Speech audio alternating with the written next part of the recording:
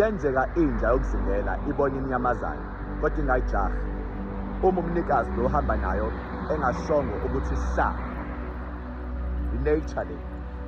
Kodwa once inja yokuzingela umnikazi wayo ngenhloso yokuyozingela uma ebona inyamazana ethi sa zagijima izinja. Engizama ukusho ukuthi ngale nkathi abantu abathunyiwe usathane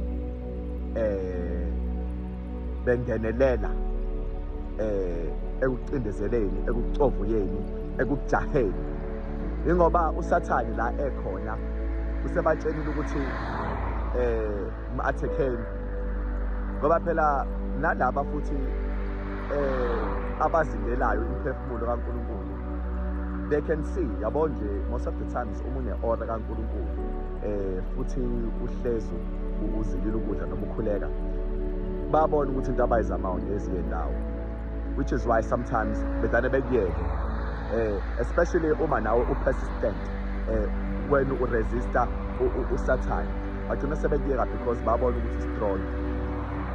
Bahlezi kodwa-ke bedlala ngawe, bekucindezela wena wedwa uma ngabe ukholwa kodwa ungasakhuleki, ungasazili nokudla, izinto ezenzakalayo ziyakulimaza kakhulu ngoba manje bazenza bephindelele.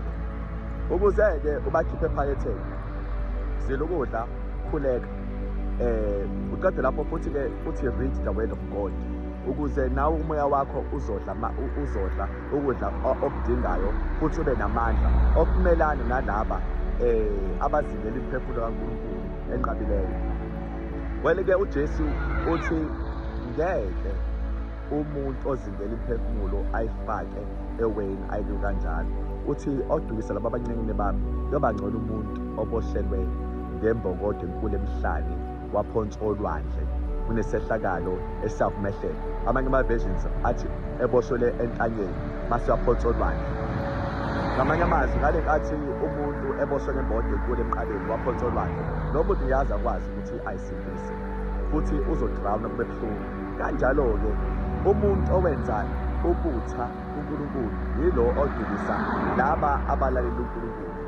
Yingakho-ke ekugcineni usathane bezosha naye ngoba bebevuma ukuthi betshenwe uyena ukuthi bekhuphe imphefumulo yabantu.